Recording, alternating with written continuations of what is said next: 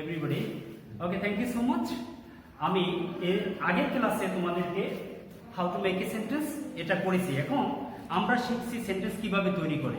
Sentence তৈরি করতে গিয়ে আমরা কন্ডিশনাল শর্তযুক্ত বাক্যগুলো কিভাবে তৈরি করব আমরা একটু আলোচনা করে নেই। শর্তযুক্ত বাক্য যেমন আমার বন্ধু আমাকে বলল তুমি যদি আসো তাহলে আমি আসবো, তাহলে এই শর্তযুক্ত বাক্য কয় ধরনের হয়? দুই ধরনের হতে পারে, রিয়াল, আনরিয়াল। রিয়াল বাস্তব, আনরিয়াল অবাস্তব। রিয়াল তিন প্রকারের হতে পারে, first conditional, second conditional, third conditional. Dear student, first of all আমরা যে জিনিসটা শিখবো সেটা হচ্ছে জিরো কন্ডিশনাল। জিরো কন্ডিশনাল হচ্ছে দুইটা সেন্টেন্সে দুইটা ক্লোজেই প্রেজেন্ট ইনডিফিনিট হবে, কারণ যে জিনিসের রূপ পরিবর্তন একটাই হয়। যেমন আমরা যদি পানিকে ফ্রিজে রাখি তাহলে এটা শুধু কি হয়ে যায়, বরফ হয়ে যায়। বরফ থেকে আমরা ফ্রিজ থেকে বরফটাকে যখন আমরা বের করি এটা পরিবর্তন হয়ে রূপ পরিবর্তন হয়ে পানি হয়ে যায়। যার রূপ পরিবর্তন একটা বা দুইটা এমন হয় তাকে আমরা জিরো কন্ডিশনাল বলতে পারি। তাহলে জিরো কন্ডিশনালের দুইটা সেন্টেন্স আমরা প্রেজেন্ট ইনডিফিনিটে করব। তোমরা তাকাও, আমি লিখেছি conditional sentence. If we hit ice it melts. এই বাক্যটার দিকে খেয়াল করো।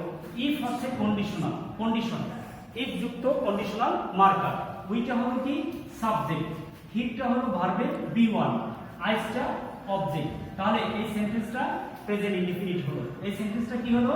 প্রেজেন্ট ইনডিফিনিট হলো। দেখো তোমরা লিখতে পারো P R E S E N T, present, I N N D D E F I N I T E, এটা প্রেজেন্ট ইনডিফিনিট। আমি বলছি প্রথম ক্লোজটা যদি প্রেজেন্ট ইনডিফিনিট হয় দ্বিতীয় ক্লোজটাও প্রেজেন্ট ইনডিফিনিট হবে। এখানে কমা অবশ্যই দেবা, কারণ ক্লোজটাকে তোমরা কি করবা, ডিভাইড করবা।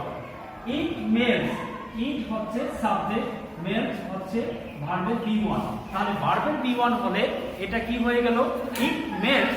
এটা ভার্বের বি1 হওয়া মানেই হচ্ছে এই সেন্টেন্সটা present indefinite to present indefinite হয়ে গেছে। Present indefinite to present indefinite হয়ে গেছে। ডিয়ার স্টুডেন্ট, সর্বপ্রথমে আমাকে বুঝতে হবে কন্ডিশনাল সেন্টেন্সে জিরো কন্ডিশনাল কি ফলো করে। জিরো কন্ডিশনাল অবশ্যই present indefinite to present indefinite হবে। জিরো কন্ডিশনাল কি ফলো করবে? Present indefinite to present indefinite হবে। যখন আমরা ফার্স্ট কন্ডিশনালে যাব তখন এই জিরো কন্ডিশনালের রুল ফলো করবে না, তখন প্রথম বাক্যটাই প্রেজেন্ট ইনডিফিনিট হবে, দ্বিতীয় বাক্যটি ফিউচার ইনডিফিনিট হবে। আমরা एग्जांपल দিয়ে তোমাকে দেখাচ্ছি, একটু খেয়াল করো। আমরা যদি বলি if you do the work,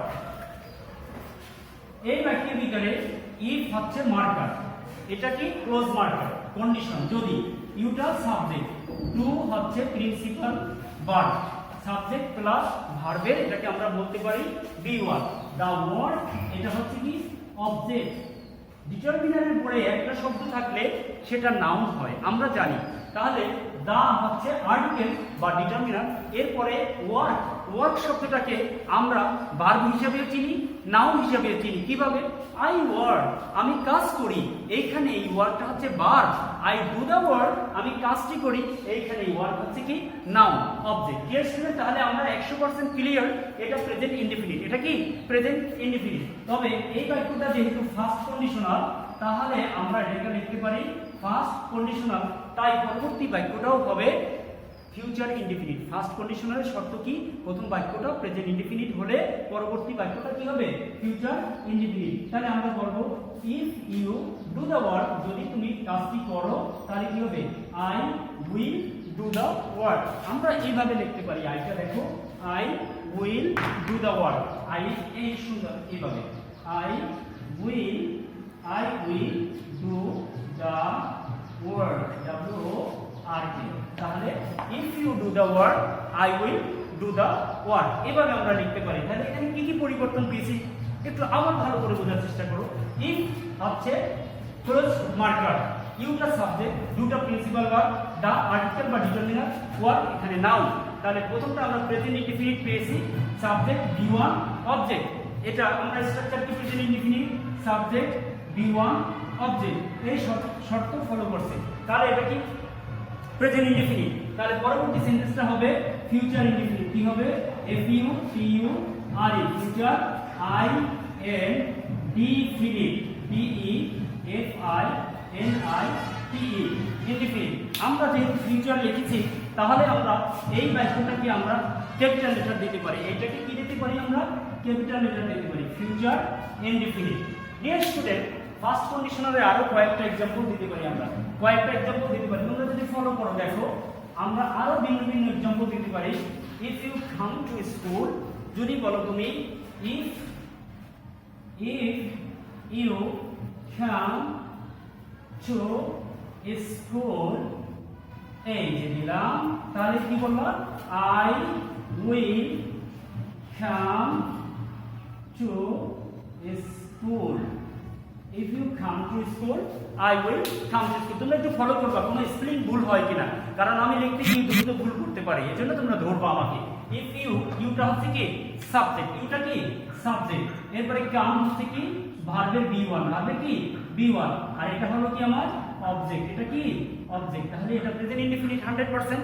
এরপরে আমাদের ফিউচার ইনডিফিনিট হয়েছে কিনা দেখো, এটা কি হলো সাবজেক্ট, এটা কি সাবজেক্ট। আইটাকে তোমরা আমি যেটা আগে যেভাবে আইটা লিখেছিলাম সেইভাবে তোমরা এখানে আইটা লিখতে পারো। কিভাবে লিখতে পারো দেখো তো, এইভাবে, আর না তো একটু ভুল হতে পারে, confusion. I will come to school, I subject, উইলটা হলো কি modal auxiliary verb, helping verb, এরপরে কি আছে কাম ভার্বের B1, এটা হলো হেল্পিং ভার্ব, তোমরা বলতে পারো উইল, অক্সিলারি ভার্ব বলতে পারো AUXI, অক্সিলারি ভার্ব বা হেল্পিং ভার্ব, এটা বলার পরে তারপরে হচ্ছে কি ভার্বের B1, তাহলে কি হলো কামটা হলো কি ভার্বের B1, তাহলে আমরা এটা ফিউচার ইনডিফিনিট টেন্স করব। ফিউচার ইনডিফিনিট টেন্সের আমরা স্ট্রাকচার কি করছি? সাবজেক্ট শ্যাল উইল, যে কোনো একটা নেব, এরপর কি B1, এরপরে অবজেক্ট, তাহলে এই যে কাম এটা হলো ভার্বের B1, ভার্বের কি B1। ডিয়ার স্টুডেন্ট, কেন আমি কামটাকে ভার্বের B1 প্রমাণ করলাম? কারণ কাম এমন একটা ভার্ব যেটা কাম, খেই, খাম, ভার্বের তিনটা ফর্মে কি একরকম হয় না। কাম ভার্বের প্রেজেন্ট ফর্ম, আবার কাম ভার্বের past participle form. So how to prove, that's why আমি তোমাদেরকে প্রমাণ করলাম। আরো কয়েকটা एग्जांपल দেওয়া যেতে পারে। দেখো, if you give me money, যদি তুমি আমাকে টাকা দাও, if you give me money, তাহলে I will give you a book, তোমাকে একটা বই দেব, তাহলে এটা কন্ডিশনাল হয়েছে। কন্ডিশনাল মানে হচ্ছে ইফ যুক্ত বাক্যটাকে তোমরা ঘুরাই অন্যভাবে লিখতে পারো। দেখো এখানে কি লিখছো?